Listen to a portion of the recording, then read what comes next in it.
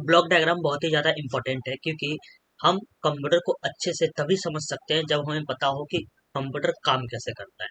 तो एक छोटे से डायग्राम की मदद से हम समझ सकते हैं कि कंप्यूटर कैसे काम करता है। तो चलिए शुरू करते हैं ब्लॉक डायग्राम ऑफ कंप्यूटर।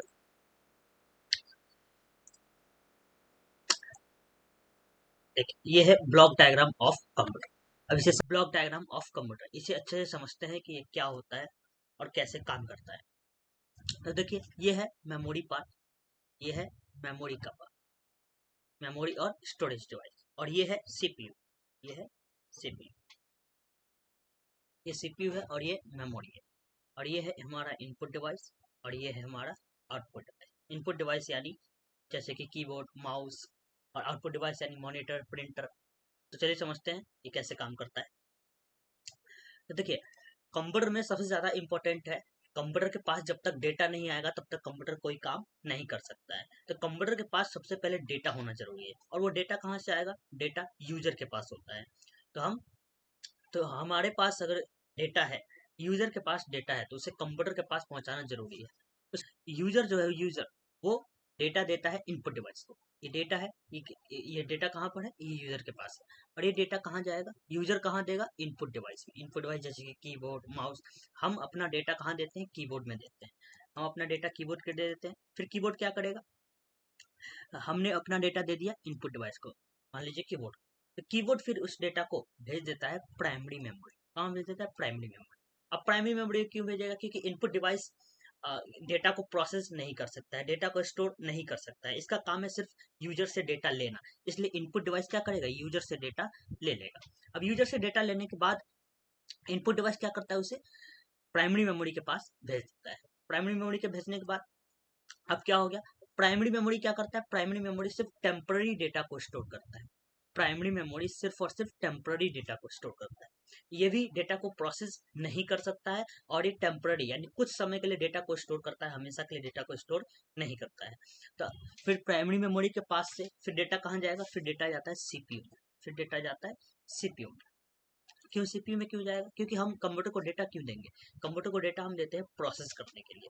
तो हमने डेटा दिया इनपुट डिवाइस को, और इनपुट डिवाइस ने उसे भेज दिया प्राइमरी मेमोरी के पास, और प्राइमरी मेमोरी ने उसे भेज दिया सीपीयू के पास। क्यों? क्योंकि डेटा को प्रोसेस कौन करेगा? सीपीयू करेगा। तो हमने डेटा दिया इनपुट डिवाइस, इनपुट डिवाइस को ने दिया प्राइमरी मेमोरी को, प्राइमरी मेमोरी डेटा देगा सीपीयू को। अब सीपीयू में दो पार्ट्स होते हैं, एक कंट्रोल यूनिट एंड एक एएलयू यानी अरिथमेटिक एंड लॉजिकल यूनिट। तो प्राइमरी मेमोरी डेटा भेजेगा सीपीयू के पास। तो सीपीयू में कौन से पार्ट में पहले डेटा जाएगा? पहले जाता है सीयू में, कंट्रोल यूनिट में पहले डेटा जाता है। कंट्रोल यूनिट में डेटा आ गया। अब कंट्रोल यूनिट भी डेटा को प्रोसेस नहीं करता है, ये सिर्फ डेटा को कंट्रोल करता है। डेटा एक जगह से दूसरी जगह जाता है तो उसे यानी डेटा फ्लो को कंट्रोल करता है। इसका काम होता है डेटा को फेच करना, डिकोड करना एंड स्टोर करना। तो सीयू डेटा को प्रोसेस नहीं कर सकता है। फिर सीयू क्या करेगा? फिर सीयू डेटा को प्रोसेस होने के लिए डेटा को भेज देता है एएलयू में। अब एएलयू दो काम करता है, एक अरिथमेटिक वाला काम और एक लॉजिकल वाला काम। अरिथमेटिक यानी मैथमेटिकल वर्क, लॉजिकल यानी लॉजिक वाले काम, जैसे greater, greater than, less than, etcetera. So हमारा डेटा कहाँ आ चुका है? एएलयू में आ चुका है। हमने डेटा, यूजर ने डेटा दिया इनपुट डिवाइस को, इनपुट डिवाइस ने दिया प्राइमरी मेमोरी को, प्राइमरी मेमोरी ने दिया सीयू को, और सीयू डेटा को प्रोसेस नहीं कर सकता है तो इसने डेटा को प्रोसेस होने के लिए कहाँ दे दिया? Arithmetic and logical unit. अब एएलयू क्या करेगा? एएलयू डेटा को प्रोसेस करेगा, एएलयू डेटा को प्रोसेस करेगा। एएलयू डेटा प्रोसेस करने के बाद अब ये अपने पास ही रख लेता है, तो फिर हमें डेटा दिखाई ही नहीं देगा, क्योंकि हमें जब हमने डेटा प्रोसेस करने के लिए दिया है, तो डेटा जब प्रोसेस हो गया तो हमें दिखाई भी देना चाहिए। तो दिखाई कहाँ देगा? हमें दिखाई देता है आउटपुट डिवाइस में। हमें कहाँ दिखाई देता है? आउटपुट डिवाइस में। लेकिन डेटा अभी कहाँ है? एएलयू में है, तो यानी कि हमें दिखाई नहीं देगा। और हम सेव भी नहीं कर सकते हैं, क्योंकि हमारा डेटा सेव कहाँ होता है? सेकेंडरी मेमोरी में सेव होता है। और सेकेंडरी मेमोरी में अगर हम सेव करना चाहते हैं तो ये डेटा अभी कहाँ है? एएलयू में, तो ये एएलयू से सेकेंडरी मेमोरी में आना चाहिए। तो एएलयू ने डेटा को प्रोसेस कर चुका है। अब एएलयू ने जो डेटा को प्रोसेस किया है उसे भेज देगा वो सीयू में। उसे वो कहाँ भेज देगा? सीयू के पास भेज देगा। उसे वो कहाँ भेज देगा? सीयू के पास। एएलयू डेटा को कहाँ भेज देगा? सीपीयू के पास, सीयू के पास। एएलयू डेटा भेज देगा सीयू के पास। अब सीयू का काम क्या है? फेच, डिकोड एंड स्टोर करना। तो ये फेच कर चुका है, डिकोड भी कर चुका है, अब इसका काम है सिर्फ अब स्टोर करना। कैसे? सीयू का काम क्या है? फेच करना, डिकोड करना एंड स्टोर करना। सीयू का काम फेच, डिकोड एंड स्टोर, हम आगे समझेंगे कि क्या होता है। अब अभी आप समझ लीजिए कि सीयू जो है वो डेटा फ्लो को, यानी डेटा जब एक जगह से दूसरी जगह जा रहा है तो उसे कंट्रोल कर रहा है। तो एएलयू ने डेटा को प्रोसेस कर चुका है। अब एएलयू अपना प्रोसेस्ड डेटा को, यानी जो डेटा प्रोसेस हो चुका है उसे कहाँ भेज देगा, सीयू के पास। क्यों? क्योंकि वो डेटा आउटपुट डिवाइस में आना जरूरी है। आउटपुट डिवाइस में आएगा तभी हम देख सकते हैं, वरना नहीं देख सकते। तो एएलयू ने डेटा भेज दिया सीयू के पास। अब सीयू ने प्राप्त कर लिया डेटा एएलयू से। अब सीयू फिर दोबारा भेज देगा कहाँ, प्राइमरी मेमोरी के पास। इतना ध्यान रखना है, जब तक हमारा डेटा प्राइमरी मेमोरी में नहीं रहेगा तब तक हम डेटा को देख नहीं सकते हैं। प्राइमरी मेमोरी में जनरली रैम होता है, ये प्राइमरी मेमोरी यानी रैम। अगर प्राइमरी मेमोरी यानी रैम में डेटा नहीं है, अगर रैम में डेटा नहीं है तो हम उस डेटा को नहीं देख सकते हैं। प्रोसेस होने के लिए उस सीपीयू में जाना चाहिए, लेकिन अगर हमें डेटा देखना है तो वो डेटा कहाँ होना चाहिए, वो रैम में होना चाहिए। क्योंकि रैम क्या करता है, करंट में हम जो भी यूज कर रहे हैं उसे स्टोर करता है। तो इसलिए सीयू ने डेटा लिया, जो डेटा प्रोसेस हो चुका था उसने, सीयू ने डेटा लिया एएलयू से, और एएलयू फिर भेज देगा कहाँ उसे, प्राइमरी मेमोरी में। कहाँ भेज देगा, प्राइमरी मेमोरी। अब प्राइमरी मेमोरी में आ चुका है डेटा, जो डेटा प्रोसेस हुआ था वो डेटा आ चुका है प्राइमरी मेमोरी में। अब प्राइमरी मेमोरी क्या करेगा, प्राइमरी मेमोरी तो कुछ समय के लिए स्टोर करता है, ये हमेशा के लिए स्टोर नहीं करता है, और हमें डेटा दिखाई भी देना चाहिए। तो प्राइमरी मेमोरी से क्या करेगा, आउटपुट डिवाइस से भेज देता है ताकि हम डेटा को देख सके। अब आउटपुट डिवाइस में डेटा आ चुका है, अब हम उसे देख सकते हैं। लेकिन हमें सिर्फ इतना ही काम नहीं होता है, हमें हमेशा के लिए डेटा को स्टोर भी करना होता है। हमें हमेशा के लिए डेटा को स्टोर भी करना होता है। हमने तो प्रोसेस करवा लिया सीयू से प्रोसेस करवा लिया, लेकिन प्रोसेस कराने के बाद हमें स्टोर भी तो करना है ताकि वो फ्यूचर में हमें काम आ सके। तो प्राइमरी मेमोरी में अभी डेटा है, अभी डेटा है प्राइमरी मेमोरी में, और वो डेटा आउटपुट डिवाइस में, प्राइमरी मेमोरी आउटपुट डिवाइस से भेज रहा है ताकि हम उसे देख सकें। तो अगर यूजर को, यानी हमें हमेशा के लिए डेटा स्टोर करना होता है, तो हम यूजर प्राइमरी मेमोरीज में से डेटा को भेज देते हैं सेकेंडरी मेमोरी में। प्राइमरी मेमोरी में से डेटा को भेज देते हैं सेकेंडरी मेमोरी में, ताकि क्योंकि हमेशा के लिए डेटा स्टोर कौन करता है, सेकेंडरी मेमोरी करता है।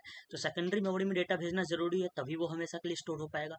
इसलिए हम यूजर क्या करते हैं, प्राइमरी मेमोरी में से डेटा को भेज देते हैं सेकेंडरी मेमोरी।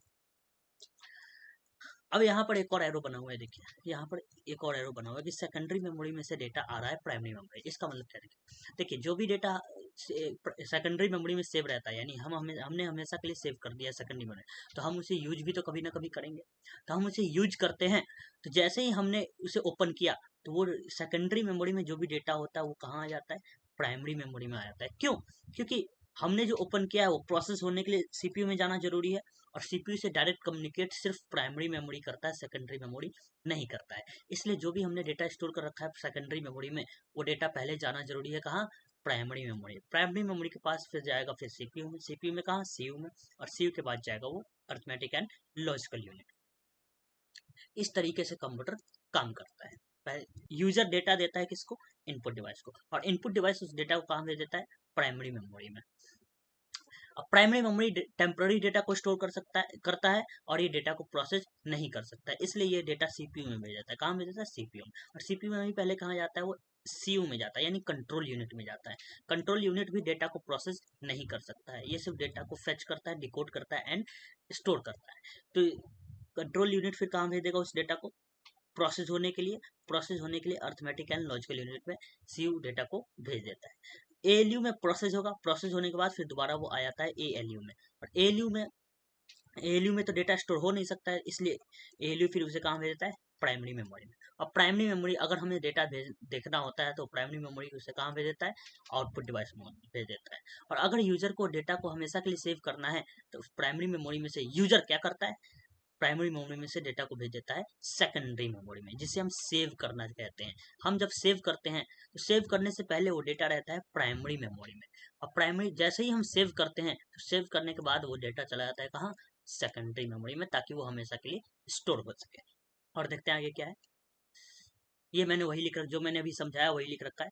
फर्स्टली क्या होता है, user gives data to the input device. User data को किसे देता है, इनपुट डिवाइस को देता है। Because computer is nothing without data, क्योंकि कंप्यूटर बिना डेटा के कुछ नहीं कर सकता है।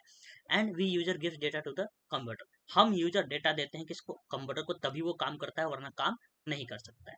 तो हमने डेटा दिया किसको, हम डेटा देंगे इनपुट डिवाइस को, और इनपुट डिवाइस उसे कंप्यूटर के पास भेज देता है। तो हमने डेटा दिया इनपुट डिवाइस को और इनपुट डिवाइस ने कहाँ भेज दिया, उसे कंप्यूटर के पास भेज दिया। अब देखते हैं स्टेप 2 में क्या होता है। स्टेप 2 में क्या होता है, देखिए in second step input device sends data into primary memory. Second step में इनपुट डिवाइस जो है वो डेटा को प्राइमरी मेमोरी में भेज देता है। प्राइमरी मेमोरी में भेज देता है क्यों? Because input device can not store and process the data, क्योंकि इनपुट डिवाइस जो है वो डेटा को प्रोसेस नहीं कर सकता है, डेटा को स्टोर भी नहीं कर सकता है, इसलिए इनपुट डिवाइस उसे कहाँ भेज देता है, प्राइमरी मेमोरी में। Therefore it send data to the primary memory, क्योंकि तो वो क्या करता है, डेटा को कहाँ भेज देता है, प्राइमरी मेमोरी। देखते हैं स्टेप 3 में क्या होता है। स्टेप 3 में देखिए क्या होता है। स्टेप 3 में primary memory send data into CU. Primary memory data को भेज देता है सीयू में, यानी कंट्रोल यूनिट में, which is in the CPU, जो सीपीयू में होता है। Primary memory generally RAM. Primary memory का मतलब, मैं जब भी प्राइमरी मेमोरी बोलूंगा इसका मतलब है कि वो रैम होता है, ठीक है। Primary memory is used to store currently running data. Primary memory जो है यानी रैम जो है, करंट में जो भी डेटा चल रहा होता है उसे स्टोर करने का काम करता है। करंट में जो भी हम, प्रेजेंट में जो भी हम यूज कर रहे होते हैं, जिस भी डेटा को यूज कर रहे होते हैं, उस डेटा को स्टोर करने का काम प्राइमरी मेमोरी का होता है। It stores only temporary data, और जब तक वो डेटा यूज हो रहा है तभी तक वो रैम में रहेगा, उसके बाद वो डेटा डिलीट हो जाता है। यानी रैम क्या करता है, टेम्पररी डेटा को स्टोर करता है। It can not process the data, primary memory data को प्रोसेस नहीं कर सकता है, इसलिए फिर प्राइमरी मेमोरी क्या करता है, उसे सीयू में भेजता है। इसलिए क्या करता है, प्राइमरी मेमोरी सीयू में भेज देता है। सीयू में भेजने के बाद फिर क्या होता है, देखिए CU is use to fetch, decode and store the data. CU का यूज किया जाता है डेटा को फेच करने के लिए, डिकोड करने के लिए एंड स्टोर करने के लिए। ये फेच, डिकोड एंड स्टोर ये हम आगे देखेंगे क्या होता है, हम अच्छे से समझेंगे। सीयू जब समझेंगे तो अच्छे से समझेंगे फेच, डिकोड एंड स्टोर क्या होता है। It can not process the data, CU data को प्रोसेस नहीं कर सकता है।